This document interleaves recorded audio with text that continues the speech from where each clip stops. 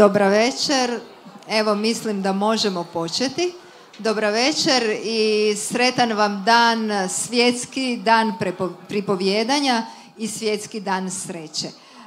Večeras su s nama irski pripovjedači i pripovjedačice, Irish storytellers, i zato ću naravno prijeći na engleski jezik. Jer ako budete razumjeli njih, sigurno ćete razumjeti ovaj moj engleski. So good evening to you all and happy International Storytelling Day and the International Day of Happiness, the 20th of March, and of course the first day of spring. No wonder that these two things, the storytelling and happiness, are related and have their own day, because stories lead to happiness. That's what we think here at the Pričigin Festival. I'm greeting you all at the venue here with us at Baraka BBQ and Brew bar, and also all of our friends and followers who are watching us through the live stream on YouTube, and I hope there are people in Ireland watching us as well. This year at the Pričigin Festival, we have decided to invite storytellers from Ireland, the nation which is maybe the world's most famous storytelling nation, with a long tradition since Celtic times, and I think Irish nation is a kind of symbol for storytelling. I think we all know and we all love stories about leprechauns, rainbows and fairies and pots of gold and druids and elves and so on. So tonight we will hear stories by three esteemed Irish storytellers. John Carew, who is here with us already on the stage. Maria Gillen. And Eimear Burke. As many of you know, the umbrella topic of this year's Pričigin Festival is Split. Split is, of course, our town. And since our Irish guests have never been to Split before, we couldn't have asked them to talk about Split and to have stories about Split. But fortunately, Split, as you know, has its own meaning as a word in English, so we have given them a task which may be embedded into our umbrella topic. And this evening's program is called Split Matters. I hope you understand the ambiguity. And the task for all three of them is to mention Split in their stories. So we'll see how they will mention it. And if you hear Split, the word Split in their stories, you can shout or clap or anything else. So beware of the word Split. I know it should be ladies first. But tonight, Maria and Eimear participated in the storytelling online event of Storytellers of Ireland, which, and it's very interesting, had a topic of bridges. So they've told us, okay, we had bridges in Ireland and you are splitting everything here in Split. So we'll see if we'll also be able to build some bridges tonight. So let's introduce our first guest. John Carew comes from Lochgur, in County Limerick in Ireland. He's a sanche, which means storyteller, poet, playwright, actor, director, and a tour guide for the magical and mystical region of Lochgur, which is home of the Shioga, and it means fairies in Irish, Shioga. His work has been published in Ireland, England, America, South Africa, India, Canada, and Serbia. He has published a collection of poetry and short stories through the mist of time. He is also an award-winning storyteller and a regular performer at poetry nights, storytelling sessions, and rambling houses throughout Ireland. He specializes in the folklore, myths, and legends of Loch Gur, and has many starring roles in amateur dramatic productions, and has written, produced, directed, and starred in the play The American Wake. Marinko, over to you. All right, so John Carew. He might struck you, I mean, metaphorically, as a gentleman with a very big, long, thick stick, as you can see. Now, it's not that we are completely unfamiliar with sticks. Of course, we have sticks. I would go so far as to say that in this culture, we very much rely on sticks, especially men. We like to show our sticks as soon as possible. We like to stick it out, to make them hard and strong and resistant. So we do have sticks, but we do not expose them so much in public. And we have a very special example of a stick here. So, John, I would like to tell us what your stick does. What can it do? My stick is a bata driachta. So a bata driachta is a magical stick. So, you know, it doesn't give me the power of winning great amounts of money or anything, but what it does, it gives me power over the Shioga, the fairies, and the spirits of Loch Gur. So that's what my stick does. And of course, I got it from, and I'll be talking about Garodi Erla, who lives beneath the lake, and I was beneath the lake with Loch Gur, and that's where I got my stick from. But you will have to come to visit us in Loch Gur for me to tell you the story of how I did actually get it. So you're all very welcome to Loch Gur, and given an open invitation here tonight for you to come and visit us.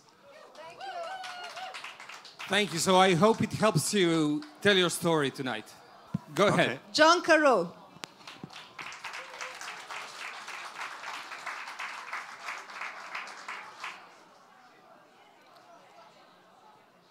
I'll just give him a moment to go and sit, and then I will get going.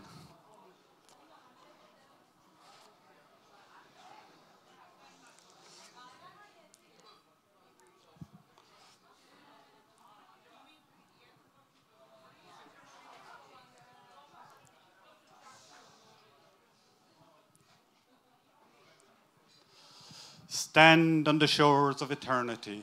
Stand in silence and listen to the rhythmic, rhyming chimes of time. Close your eyes and see the mossed and whitened stones of infinity. Speak with lips of tranquility, of a love divine. Inhale the scent of history as you stand on the shores of eternity. Distinguished guests, ladies and gentlemen, it's my great privilege to be here in Split tonight with you. And since I knew we were coming here to Split, I've been reading up on some of the history of Split. And it seems to me that you have a long and troubled history here in Split, just the same as we have in Ireland. Of course, Ireland is split or divided. We have the 26 counties, the Republic, and we also have the 6 counties of Northern Ireland, which is still ruled by the United Kingdom. The short poem that I've just recited for you, the inspiration for that poem came to me one morning early while I was standing by the shores of Loch Gur. And when the first rays of sunlight shone out from behind Drumlee and danced on the enchanted waters of Loch Gur, I felt as if I could reach out through the history, 5, 6, 7,000 years of the history and the magic of Loch Gur. And indeed, Loch Gur is a magical place. Loch Gur is home to the fairies, but I prefer to use the Irish word for the fairies, the Shioga, the spirits of the mounds or the hollow hills. And indeed, Knockfinnell on the northern shores of Lochgar is a hollow hill, and that is the home of the Sheoga in Lochgar. Lochgar is in the parish of Knockcaney, and again in the Irish, Knockanya. And Anya, of course, is the hill of Anya, and Anya, of course, is the queen of the fairies. Lochgar is also home to Garod Irla, the human son of Anya. And he, to us in Lochgar, is known as the Poet Earl, and he lives beneath the dark and broody waters of the lake, banished there by his own mother. What terrible thing must he have done to have deserved such a fate? Well, if someone was good enough to come and mind my bata dreachta for me while I tell my stories, it would be great. How about this lovely young lady here? Would you come up to me here for a moment? You can split from your friends for a moment. Now, if you get a tingle off it, don't worry, just enjoy it. So, as you make your way into the lakefront, you will see on your left-hand side a castle nestled amongst the trees at the foot of Knockadune. We call that castle Boucher's Castle. But that is not the only castle in Lochgar. At the far side of Knockadune, there's another castle called the Black Castle, which is now in ruins. And that was the home of Maurice Fitzgerald, the first Earl of Desmond. And Maurice was in the habit of going for a walk along by the lakeshore every morning before his breakfast. Good for the constitution and what have you. And one morning, as he was out for his walk, what do you think he saw? But a beautiful lady bathing herself in the waters of the lake. And who do you think this lady was? Only Anya, queen of the fairies. And, like any hot-blooded male, he stopped to have a look at her. Or, as we'd say around my place, to have a good gawk at her. And didn't Anya put a magical spell on Maurice? Not that it took much of a spell, I can tell you. And they lay together on her magical cloak. And what do you think the same hussy did then? Only away home with her to her people, the fairies of Knockcaney. But of course, 9 months later, the result of this union was a beautiful, bouncing baby boy. And even though Anya loved him dearly, it's a well-known fact that a fairy queen cannot rear a human son.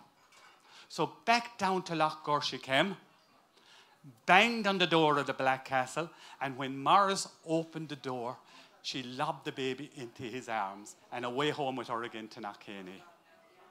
And sure, there was poor Maurice left holding the baby, so to speak. So what could he do? Only get on with it and rear him away the best he could. And he christened him Garod. And Garod grew up to be a lovely little boy. But even though he was a human child, didn't he bring some of his mother's magical powers? And he would frighten the daylights out of the father with some of the tricks that he'd play with him. Now, if I tell you some of these tricks, do ye promise not to be trying them out on your better halves when you go home tonight? Do you promise? Okay, I better tell you some of them then. Well, wouldn't he jump in and out of a bottle? And it wasn't a very big bottle, I can tell you. And when the father would be sitting down above him at the castle at the table to have the dinner, and a big pig's head above him the table, and the smell wafting all around the castle, and Maurice drooling from both sides of the mouth with the thought of the sweet taste of the flesh of the pig's head. And just as Maurice would be about to stick the knife and fork into the pig's head, what do you think Garod would do? Only make the pig's head wink at him. Now, wouldn't that fair put you off the dinner? But the thing that Garod would do that would frighten the father the most was when he'd jump into the lake, turn himself into a fish, and swim along the top of the water. Now, he had many more magical tricks, but there's a lady here, hello, this lady here, I don't think I trust her. I think she's mad to get home to be trying out some of them tricks on her better half. So I better not tell you any more. And of course, like always, time moves on. And Carew eventually became Earl of Desmond himself. And all the people were mad about him. For if you remember, I told you that we know him in Loughor as the Poet Earl. And wouldn't he be writing songs and poems and stories for all the people? Not like the politicians that are going nowadays. And the less said about that, the better. But didn't Carew have a blackness in his soul? And he began to practice black magic. And we all know that black magic is bad. And when his mother, Anya, Queen of the Fairies, heard this above in Knockcaney, she flew into a rage, and back down to Loughor she came. And out to the island in the middle of the lake where Carew had built himself a magnificent castle. And we still know that island as Carew Island to this very day. And down into the dungeons she went. And if you think she was in a rage when she heard about him practicing the black magic, it was nothing to the fury she flew into when she actually saw him practicing it. And she banished Carew, his castle, and all his knights to beneath the waters of the lake. And I can tell you this much, that put play to the black magic, for you can't practice black magic without boiling up the cauldron. And how could you boil the cauldron without lighting a fire? I'm sure you couldn't light a fire under a lake. But she gave Carew one reprieve. And that is that once every 7 years, he can come up out of the lake on his white steed, which is shod in silver shoes. And on that moonlit night, when he arises from the lake, he is allowed to ride once around the lake. And when the silver shoes of his white horse wear out, Carew will come back and rule in his human form and once again rule over the lands of Desmond. And that is the story of Carew the Earl and why he came to live beneath the waters of Loughor. But I have one warning for you, and that is if you come to Loughor and take a stroll on a moonlit night by the shores of the lake, and should you happen upon a horseman, your fate is sealed, for Carew shall take you to beneath the waters, and there you will have to remain in his watery abode until the curse placed upon him by his mother is broken. Thank you very much.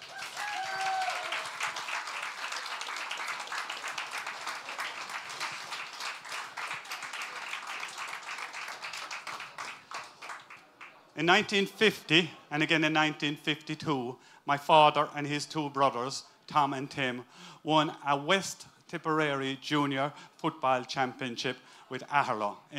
The football was Irish football, Gaelic football, so you can catch the ball and what have you.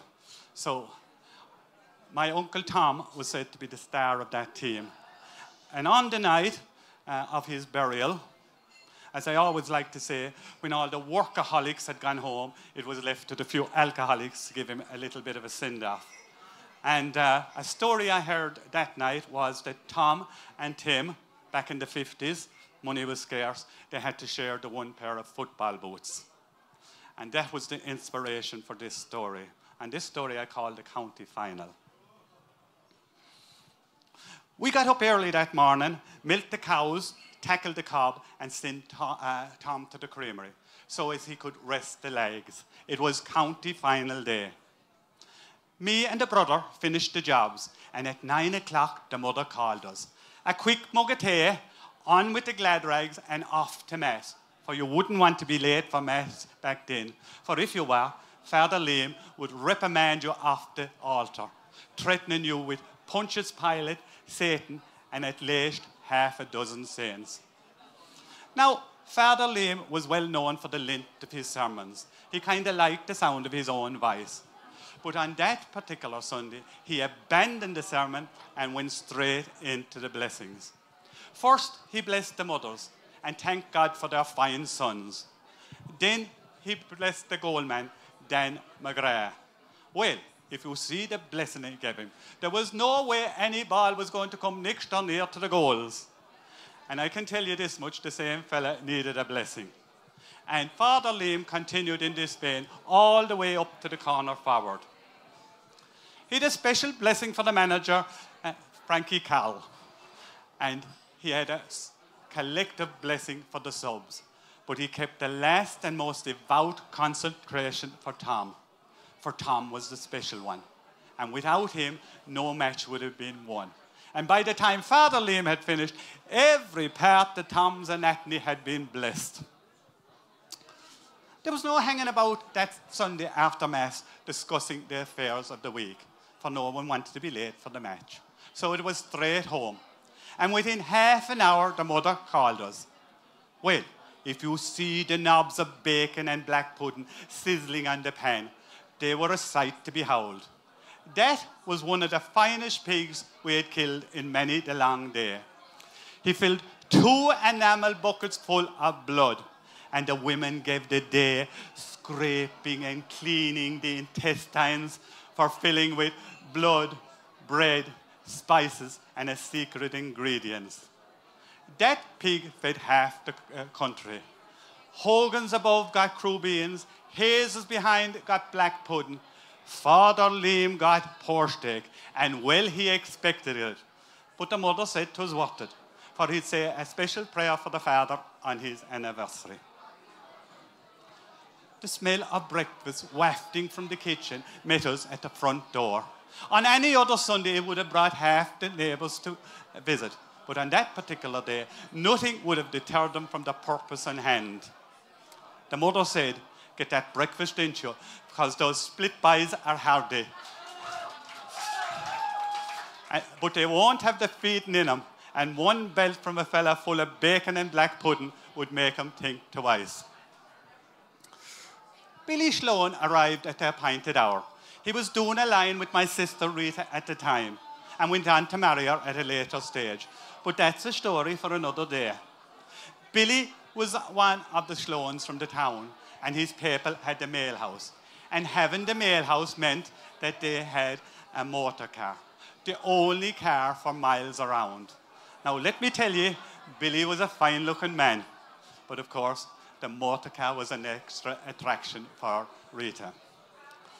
Well, we all piled into the car, picking up 2 neighbours on the way, arriving at the field a good half an hour before the match was due to start. The split pies were already on the pitch, stretching in every direction, left, right, and centre. Sure, you'd swear 'twas hinges they had rather than hips. And if you see the whiteness of their togs and the shine of their football boots, sure, they must have been getting clothes parcels for months from America. We had our homemade togs, flour bags being the preferred material, which often led to a comedian on the sideline giving a smart comment like, "That's a flowery past their ranks." Well, we togged out and we were back in the field within 10 minutes. Tom and I had to share the one pair of football boots. Tom, being left-legged, took the left boot. I, being right-legged, took the right boot.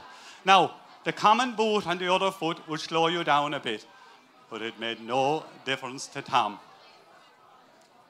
The mother was right. Those split pies were hardy, and they ran rings around us for the first 20 minutes. The corner forward, Mariko, was having a field day, scoring at will. But Tommy was a shrewd old mover, and didn't he switch Tom from centre field back to corner back, and me out to centre field? Well, the first ball came up the field, didn't Mariko grab it, and he went up along the sideline, soloing from left foot to right. Sure, he'd dazzle you with his moves. But Tom came out and made him fair square with a shoulder full of bacon and black pudding, and laid him flat out on the ground. Sure, you could nearly see the stars and the dancing out of his eyes. And with his 2 feet pointing straight up to heaven, didn't Tom grab the ball and give it a mighty left peg up beyond centre field. And Rory Kiley grabbed the ball, ran into the 14-yard line, and stuck the ball in the back of the net. Well, the Aherlow fans went wild. But I can tell you this much, there was a long day's work left after that. quick as a flash, hadnn't to me, switched Tom back out to centre field. And when the kick out came, he jumped 20 feet up into the air and grabbed the ball. And on the way down, didn't he kind of accidentally hit the split lad who was standing looking up at him? Well, if you see the gob on him, you wouldn't have it if you went 20 rounds with Muhammad Ali.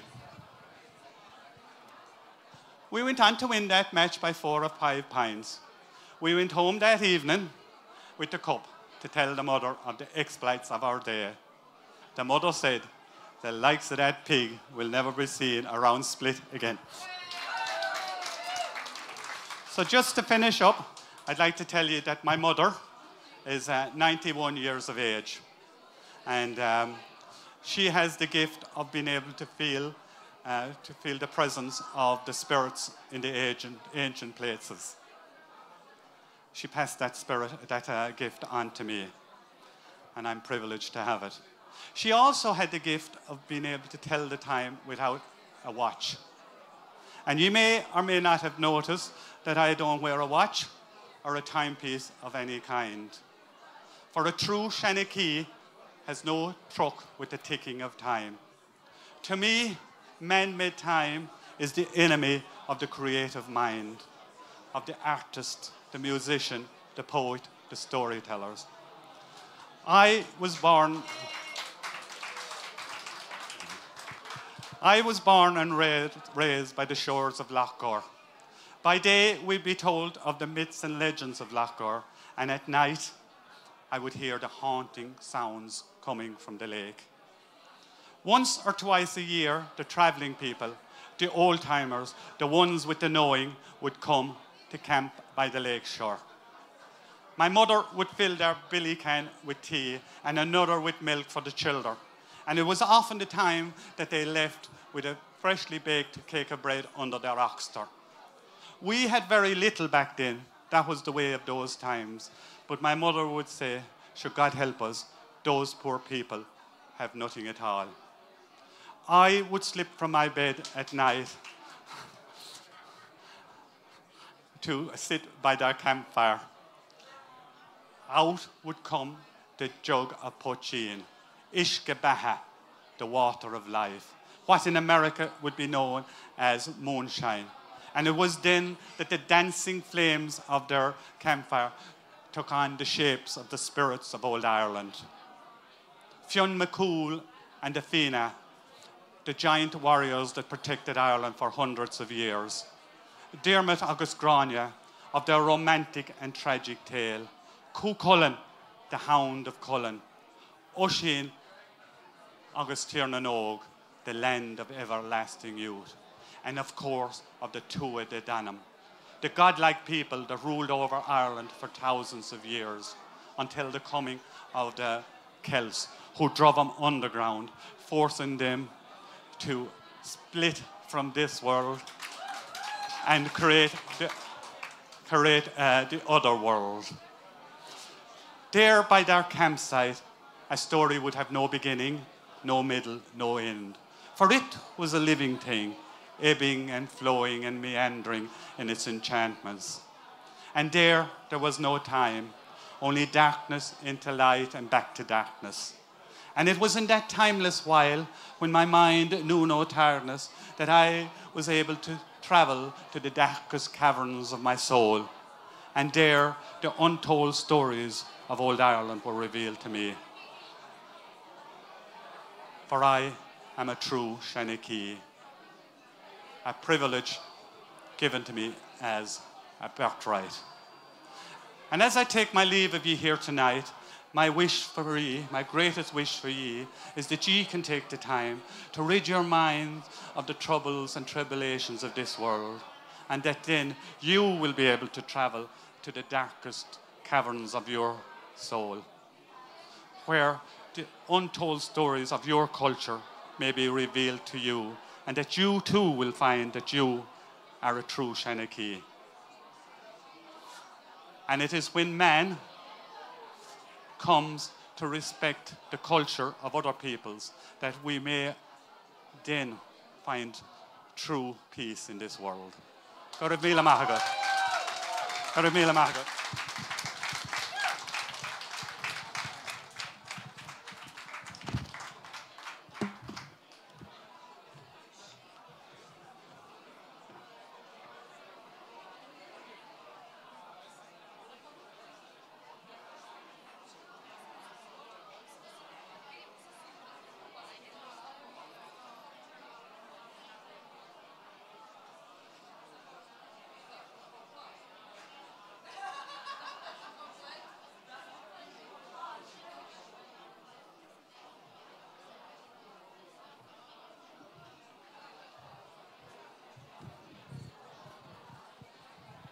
Thank you, John, for these beautiful stories and beautiful... Oh, we are waiting for the second storyteller. Okay, your bata was safe hands, I think, yeah. Okay. Well, big applause for Maria Gillen.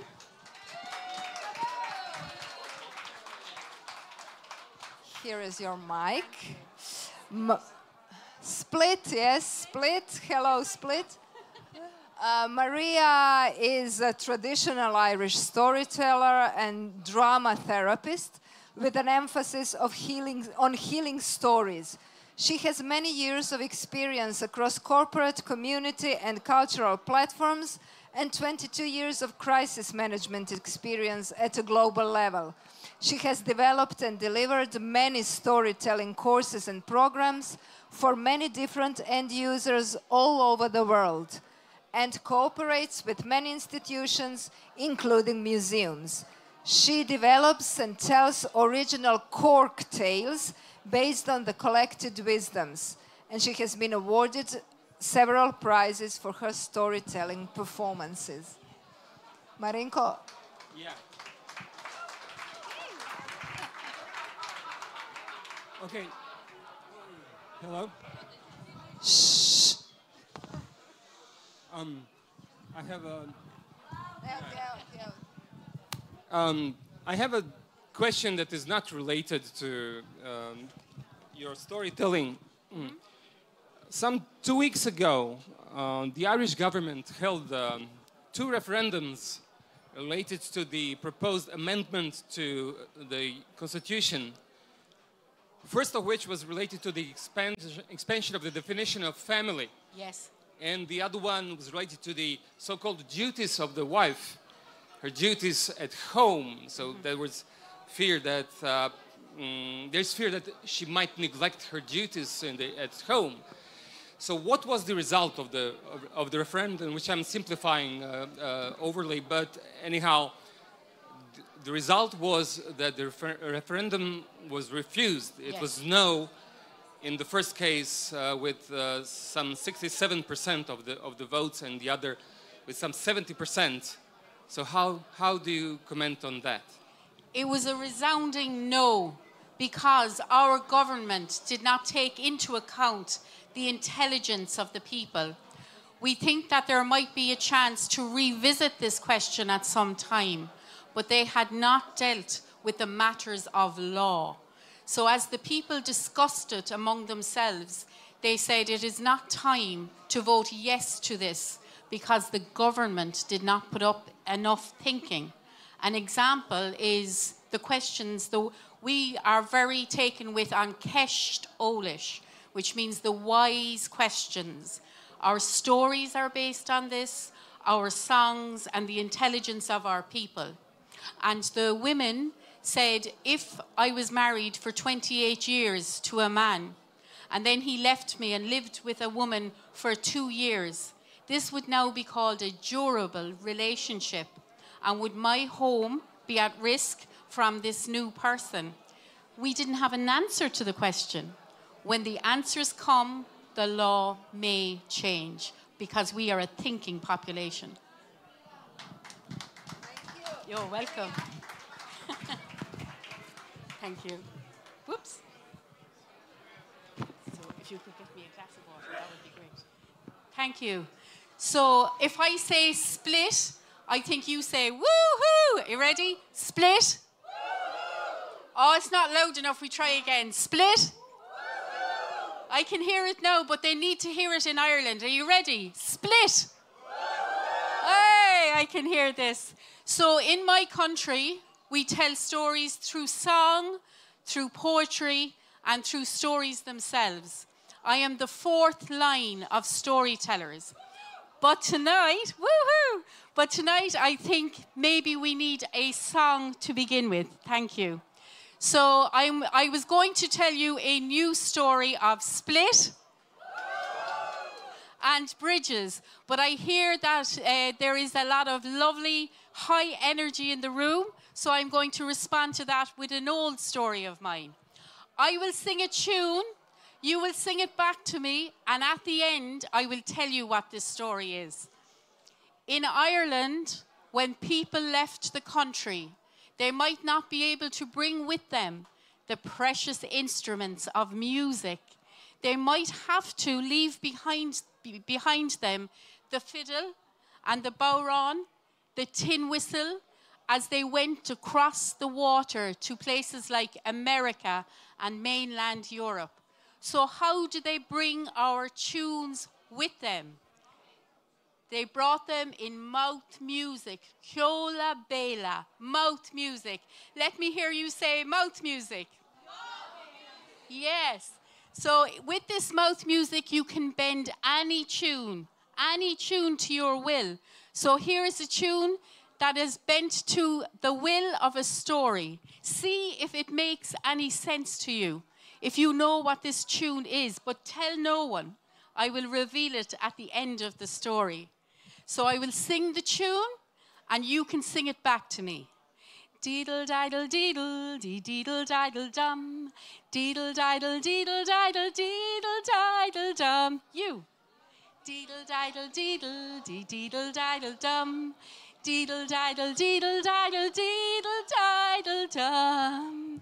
All the children in the whole village were having the same dream.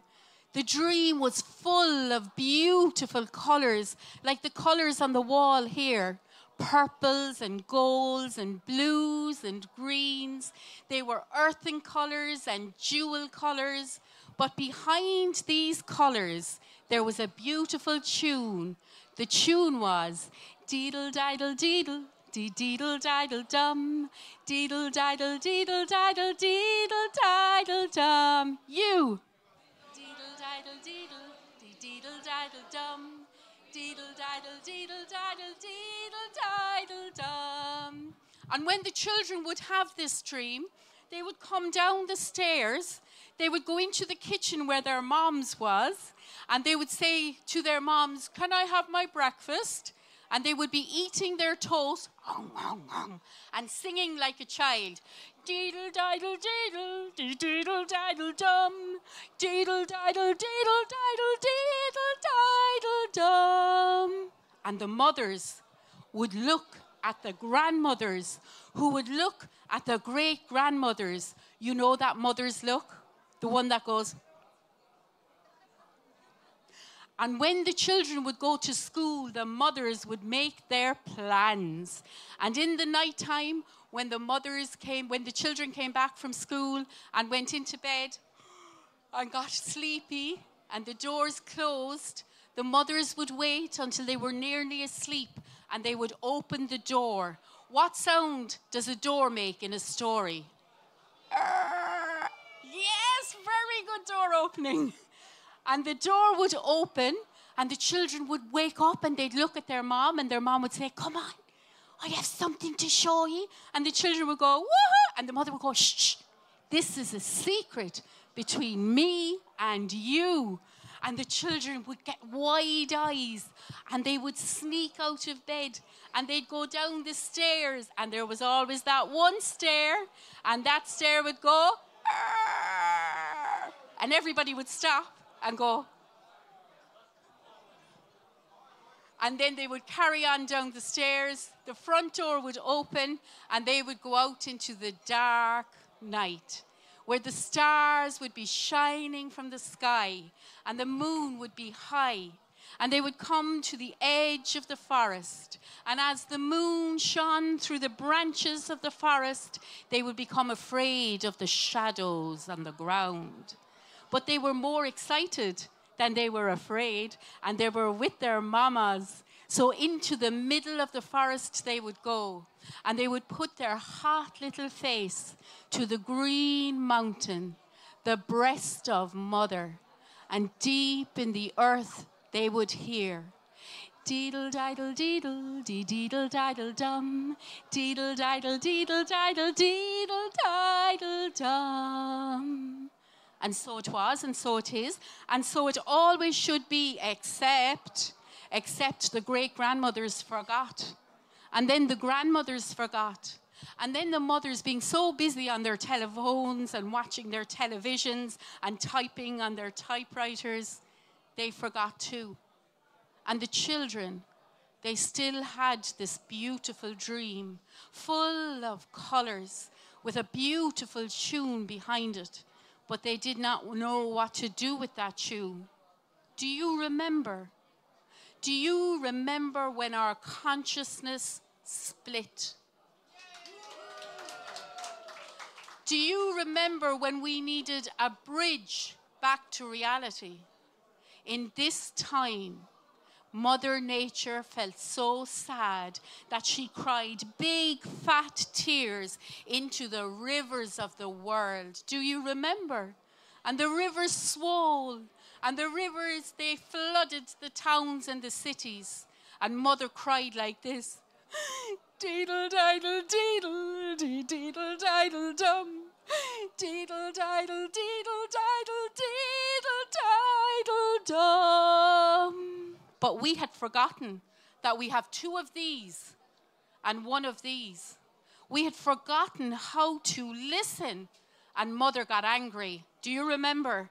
Do you remember when Mother got angry? When she pushed all her fire up through the mountain in Iceland? When she caused a big white cloud that grounded all the plains? When Mother roared, deedle diddle deedle, deedle diddle dum, deedle diddle deedle diddle, deedle diddle dum.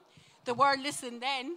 The world was afraid, and the world began to blame. It's your fault. Oh, no, it's your fault. It's that fella over in America.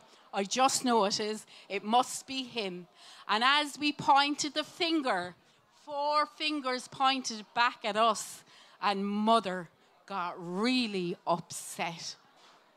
Except there was one child sleeping in her bed. And in her dream, she saw beautiful colours. And behind the beautiful colours, she heard a tune. Deedle diddle deedle, dee deedle diddle dum, deedle diddle deedle diddle, deedle diddle dum. And she got up out of her bed, and she opened the creaky door, ready? And she went down the stairs, and she came to that one stair, and she went out through the front door all on her own. The stars were shining. The moon was high in the sky. She came to the edge of the forest, and the moon came through the branches of the tree, casting shadows on the ground, and the girl was afraid. But she was more excited than she was afraid. And she walked into the middle of the forest. And there she saw the big green mountain and put her face to Mother's heart. And deep in the earth she heard, deedle diddle deedle, dee deedle diddle dum, deedle diddle deedle diddle, deedle diddle dum. And she smiled. And in her child's voice, she sang back to Mother. Deedle diddle deedle, dee deedle diddle dum, deedle diddle deedle diddle, deedle diddle dum. And everything stopped. And everything was silent. And there was a moment of pure peace for that is what Mother wanted. Have you discovered the tune? The tune came to us all the way from the Native American people.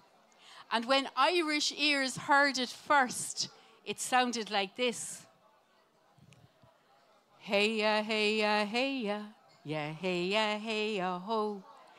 Hey-ya, hey-ya, hey-ya, hey-ya, hey-ya, ho. Mother, I feel you under my feet. Mother, I hear your heartbeat. Deedle-diddle-deedle, dee-deedle-diddle-dum. Deedle-diddle, deedle-diddle, deedle-diddle-dum.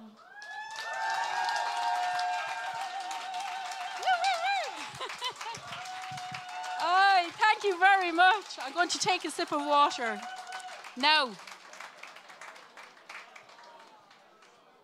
I think I have time only for a song, do I? What time is it? How much time have I left?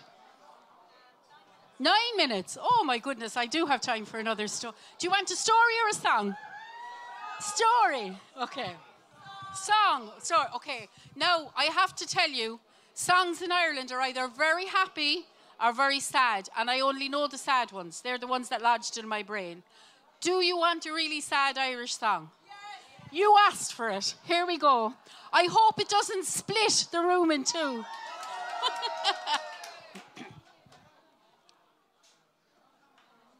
This is an anti-war song, but you have to really listen to the words to hear that.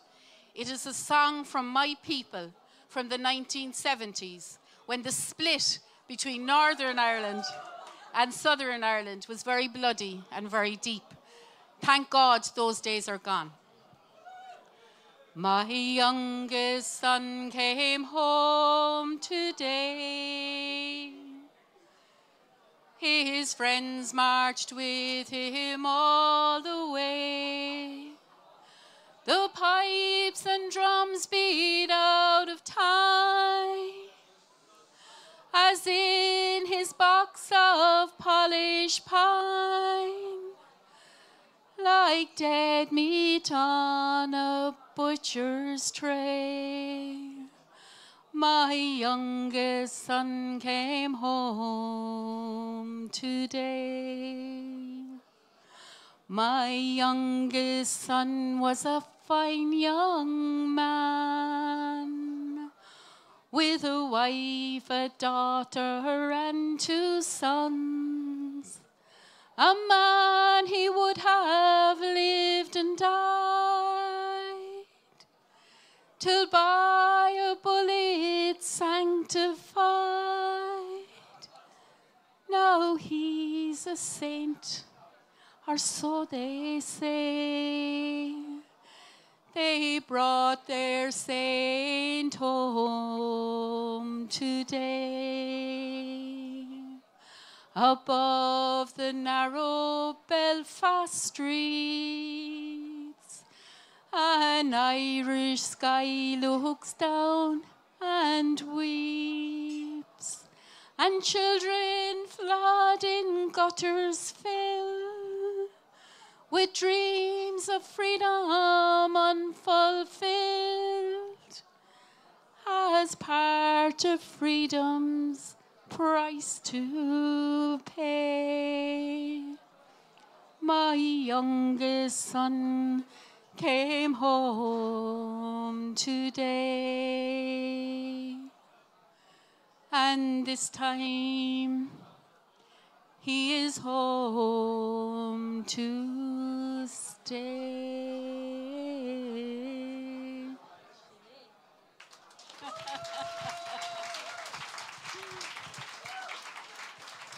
May that sad split of a story never happen again. So I guess I have to leave you with something happier than that. I think I have about 5 minutes left. So maybe I'll sing one of our happy songs. Would you like that? Yay! Will you join in with me? Here we go then. So let me see. What song? I've been a wild rover for many's a year, and I spent all my money on whiskey and beer. I went into an alehouse I used to frequent, and I told the landlady my money was spent. I asked her for credit, she answered me nay, saying custom like yours I can have any day. And it's no, nay, never. Drink up them pints, no, nay, never, no more. Will I play the wild rover? No, never, no more. I took out of my pocket 10 sovereigns bright, and the landlady's eyes opened wide in delight.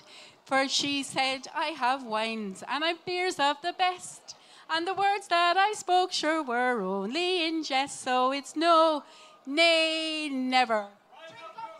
So no, never, no more. Will I play the wild rover? No, never, no more.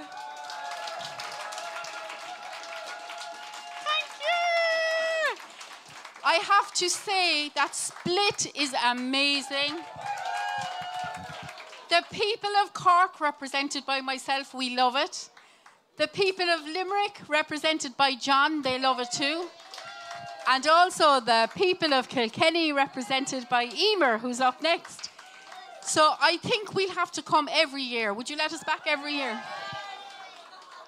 Thank you very much. And now I have to hand over. You'll have to pull the mic off me. Okay. Okay, I have to hand over the microphone. Thank you very much.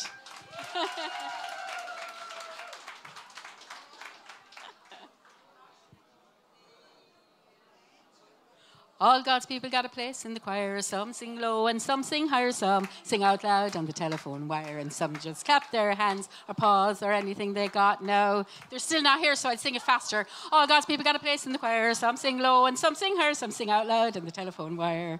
And some just clap their hands or pause or anything they got. No. Are they here? They're here. Woohoo!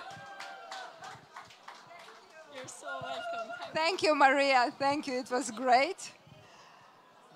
And now we'll just try to put up the microphone and I'll introduce Eimear.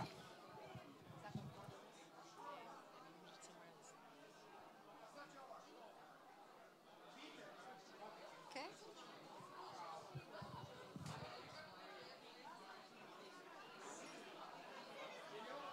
So, Eimear Burke. Eimear is a druid and a storyteller. She has a deep love of the ancient Irish tales and has a passion for storytelling.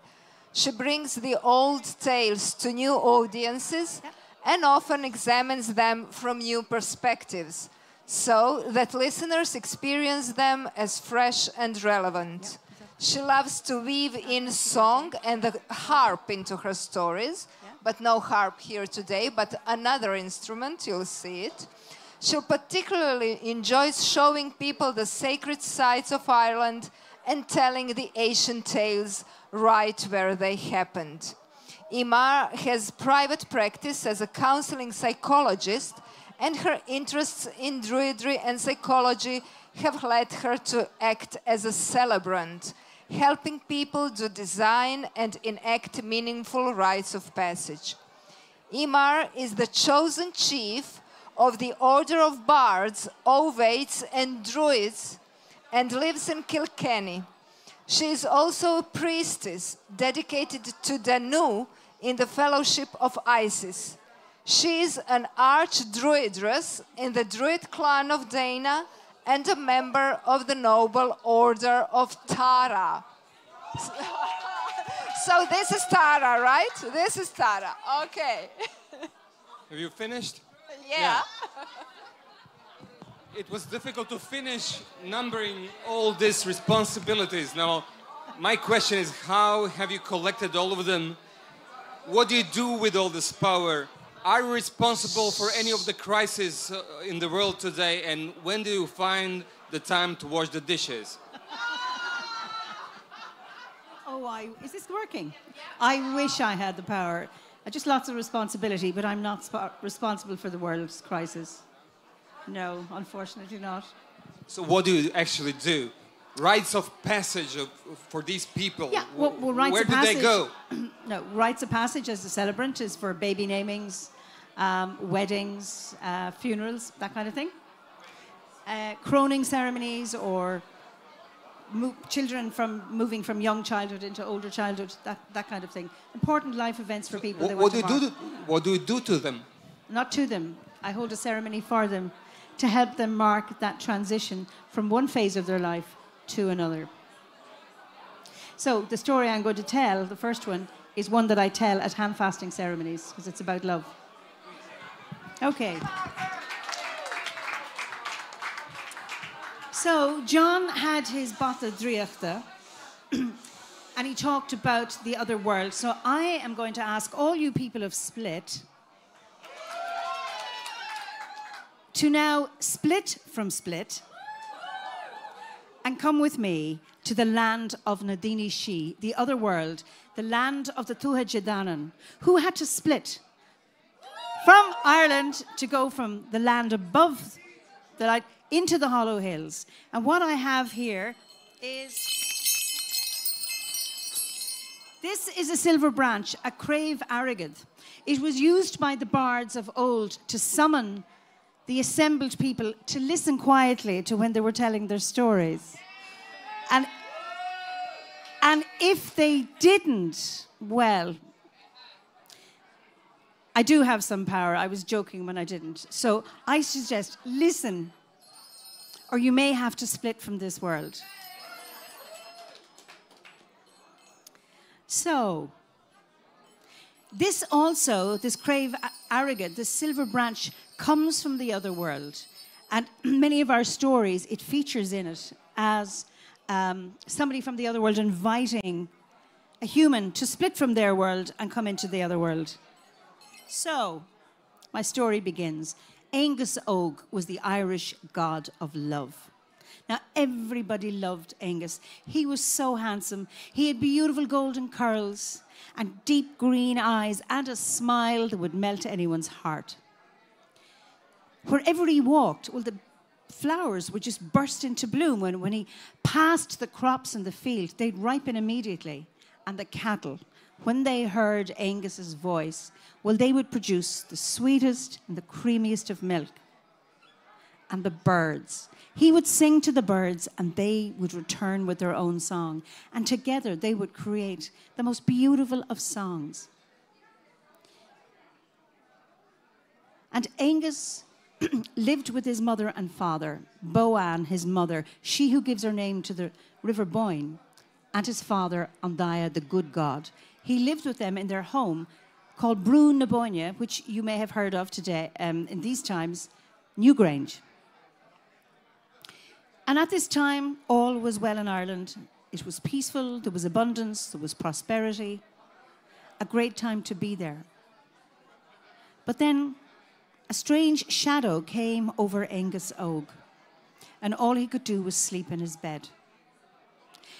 And his parents couldn't find any remedy. The healers, the wise people came. Nobody could find out what ailed him, or could they find a remedy for him.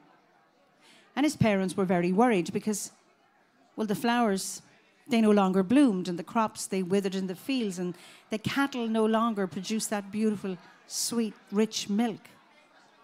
And Angus would say, "Leave me alone. All I want to do is lie in my bed and sleep." And Ireland was getting worried. It wasn't a good place. But then one day, a Bandri, a druidess, a wise woman, came to Brew na Boine.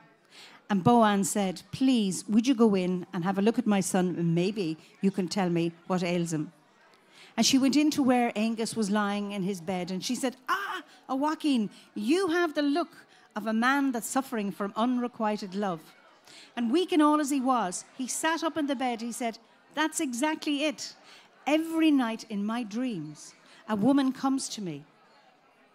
And she has long golden hair and eyes as blue as the sky at midsummer and lips as red as yewberries. And she smiles at me, and in my dream I reach my hand out to her. And as soon as our fingers are almost touching, she pulls back and she disappears. My heart is splitting in two. I need her in my life, but who can she be? She comes to me every night and leaves. She splits from the dream scene. And all I want to do is sleep in the hope that she'll come to me. But each time, she torments me and she disappears. Who can she be? And the druidess says, well, I've no idea, but I think I know somebody who might. Bov Jarag. He was one of the kings of the Tuatha Danann, and he had his dún down in Slievenamon, the mountain of the women. If anyone knows who she is, he will know. So they set off the next day, and when they arrived at Bov Jarag's dún, he gave them a great welcome, and there was a big, big feast, according to the traditions of hospitality at the time. Nuagachbi is Shangachji, the freshest of food and the oldest of drink. And when they'd eaten and drunk their fill, then the bards and the storytellers, and a few with their bata driachta, and others with their songs and their green cloaks, and silver bells came. And when all the music and entertainment was over, it was only then, in according to the laws of hospitality, that Bov Jarag said, why have you come to visit me? And Aengus Og told him about the beautiful woman that tormented him in his sleep with the long golden hair and eyes as blue as the sky at midsummer and lips as red as yewberries. Who can she be? My heart is splitting in two for the want of this woman in my life. I cannot live without her. Who can she be? And he says, I do know who she is. Her name is Carew Carew Yewberry. She has been put under an enchantment by an Asarli, a sorcerer, because she refused his marriage proposal. And she has to spend her life split between her existence as a swan and as a human. I don't care. She can be split in two, be she swan or be she woman, but my heart is splitting in two for the want of her love. Please tell me where I can find her. You can find her high up in the Galtee Mountains, in a place, Loch an Béal Dragon, the lake of the dragon's mouth, known today as Loch Muskerry. And it so happened, he said, Samhain is the best time, Halloween to you, the best time to visit. And it so happened it was 3 days before Samhain. So the Bondri, Bov Jarag, and Aengus Og headed off towards the Galtee Mountains, and it took them 3 days to get there. And when they arrived at the foothills, they began to walk up through a forest of oak and ash, some yew trees with a few rowan trees with still red berries on it, and it was cold. It's November, the end of October into November. And they're walking, and Aengus Og is very weak, and Bov Jarag and the Bondri are encouraging him to keep walking. They walk through the forest, and they come out onto open moorland, a more desolate place you never saw in your life. Split away from all society. Not a sound to be heard except the cry of the ravens, the gatekeepers of the place. Nothing growing.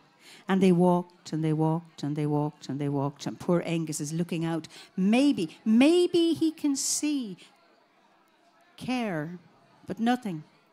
And just as he's losing hope, he goes around by a large boulder, and there before him is Loch an Béal Dragon, the lake of the dragon's mouth.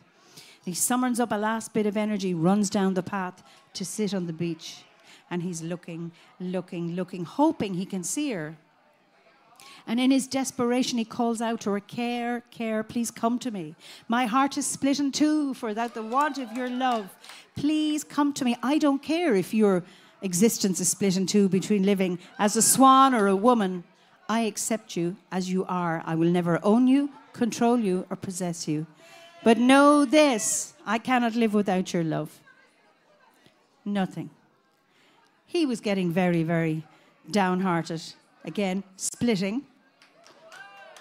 And then suddenly, he crossed at the horizon. He saw 7 swans, all led by a silver chain. And he watched as the lead swan broke away and began to fly towards him. And she flew 3 times around the lake. And he watched as she became closer and closer. And as her webbed foot touched the surface of the lake before him, she turned into the woman of his dreams with the long golden hair and the eyes as blue as the sky at midsummer and lips as red as yewberries. And she smiled at him and he smiled at her, and he reached out his hand and she was about to reach her hand to him, and then she pulled back and became a swan again and took to the air. And he said, for the second time, Care, my heart is splitting in two. I need you in my life. I cannot live without your love. I don't care if your existence is split between being a swan or a woman. I will accept you as you are, in your swan form, in your woman form. Know this, I will never own you, possess you, or control you. But I am dying for the want of your love. And she flew again around the lake, and she began to fly towards him once more, and became lower and lower, and as her web foot touched the surface of the water, there she regained her human form. And he reached out to touch her hand, but as he was almost touching it, she pulled back again and took to the sky again as the swan. Devastated. His whole existence splitting, his mind, his soul, his heart, split in many pieces. And he said, for the third time, you are tormenting me, Care. Please come to me. I cannot live without your love. Be you swan, be you woman, I accept you as you are. I will never own you, control you, or possess you. Know this, I cannot live without you in my life. And he watched as she flew again around the lake, and she flew towards him, getting closer and closer, and as her web foot touched the surface of the water, she regained her human form. And this time she smiled directly into his eyes. And she reached out her hand to him, and he reached his hand out to her, and she pulled him into the lake, and they both turned into swans, and they took to the air, and they began to sing their love song. And for 3 days and 3 nights, they flew around the island of Ireland, singing their song of love. And all who heard that song fell into the deepest of sleeps, where they dreamt of love, building bridges, no longer split, connected, united, of joy, of harmony, of peace, of wholeness, of abundance. And at the end of the 3rd day, they flew back to Brew, where they are there to this very day. I have a question. Who here among you does not want to be loved and accepted for who you truly are? Sinead.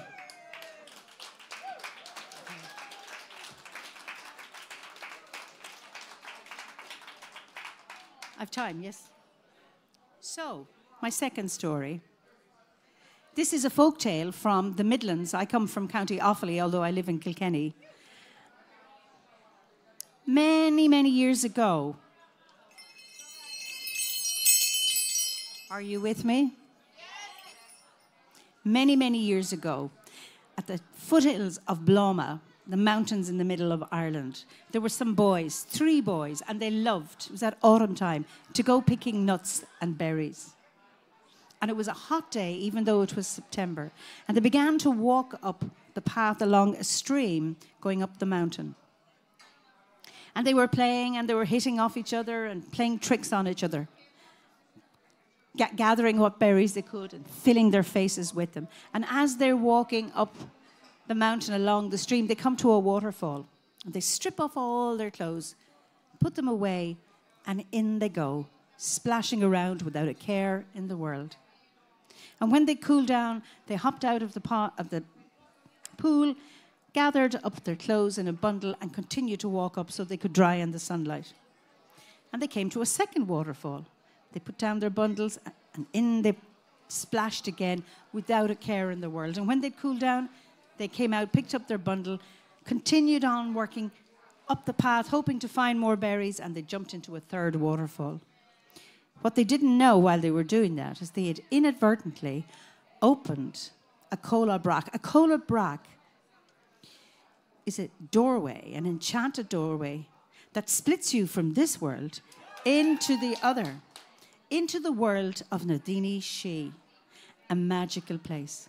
So when they came out of that third pool, they put on their clothes, and there they could see through the cola brack a grove of hazel trees. Now, hazel trees in Ireland certainly are associated with wisdom and magic.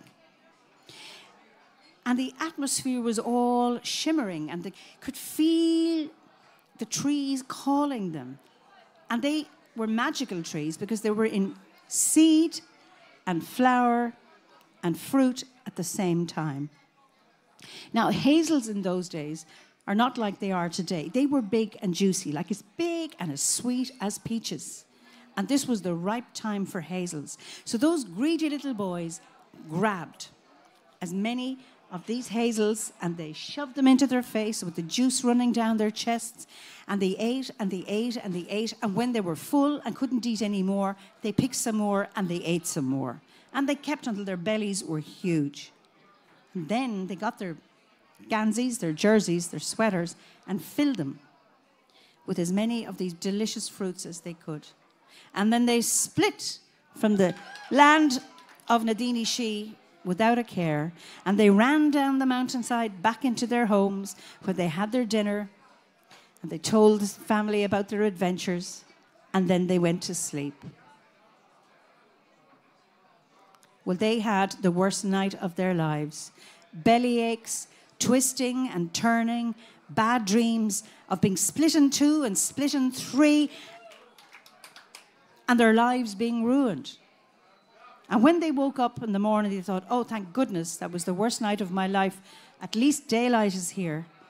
But each boy, to his horror, when he looked on the pillow beside him, there were his teeth, all split from his mouth, on the pillow.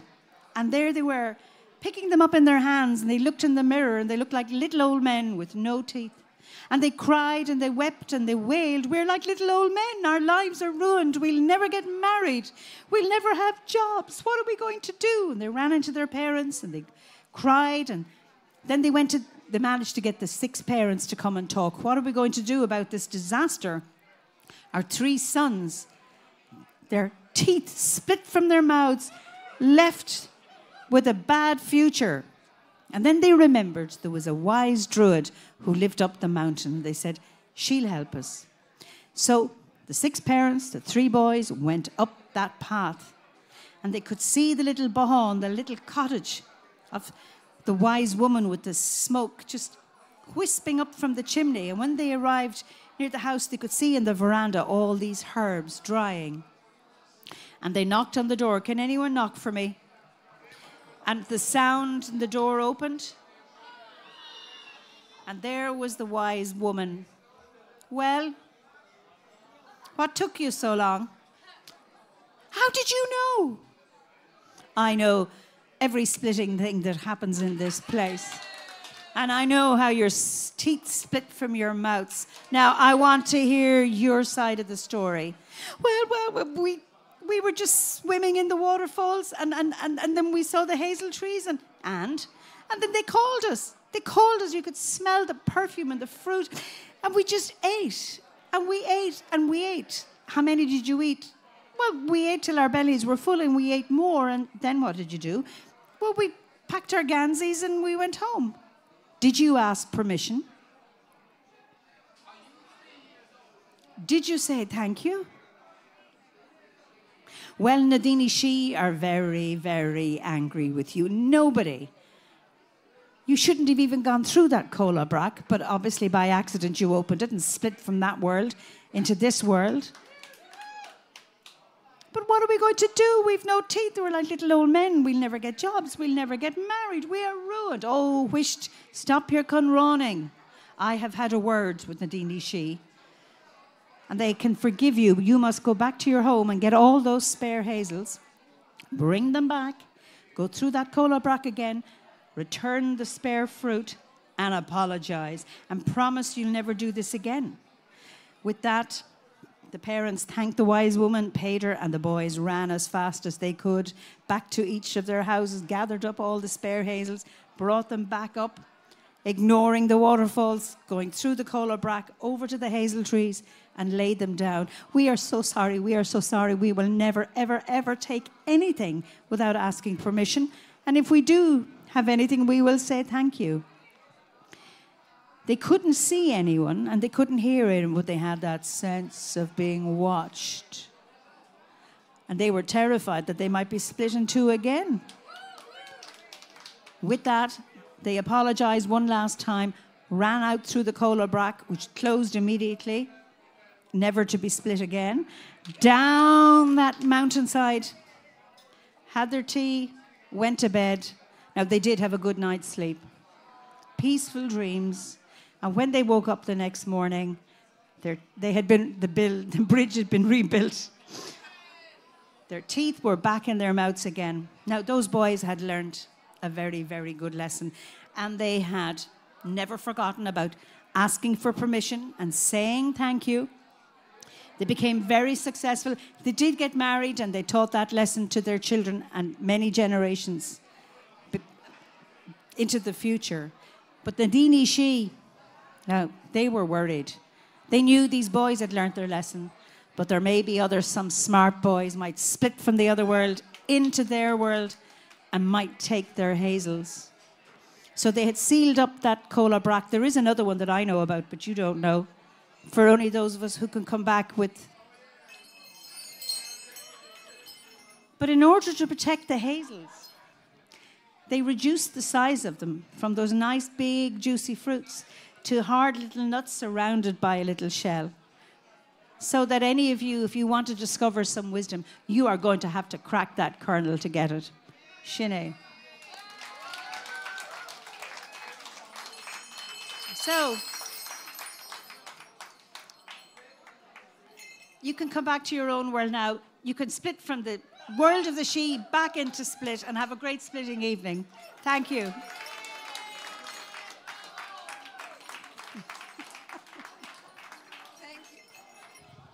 Thank you, Eimear. Do you hear me? Yes, you hear me. Thank you, Eimear. Thank you, John. Thank you, Maria, for this beautiful and magical evening. And I hope we'll see you in Split again. Thank you. I'd love to. And have fun for the evening with some Irish music. I think it's planned. Thank you.